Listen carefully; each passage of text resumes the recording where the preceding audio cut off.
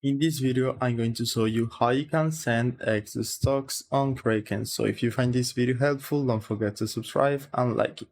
So a quick resume in case you don't know what xStocks are yet. Those are basically digital tokens on the blockchain that will represent the real price of the real life stock in the market. So we got like Nvidia, Microsoft, Apple, just like every company on the real life market. And if you have xStocks on your Kraken wallet and you want to send them to other platform or other persons, all you need to do is go to transfer, then withdraw right here, and you will see different options. So what we are looking for is obviously xStocks, and here at the top you should see the ones that you own. So let's say I want to send, I don't know, let's say Tesla stocks. Just click on Tesla and it will ask you for the withdrawal address and the address nickname. Right here you will paste the long Solana address of the wallet where you want to send those stocks, and the address nickname doesn't really matter. It can be any name you want. This is to help you identify the address. So for example, if it's a friend, it can be your friend's name right here. So let's say this is the address where we need to send our stock. Just click on this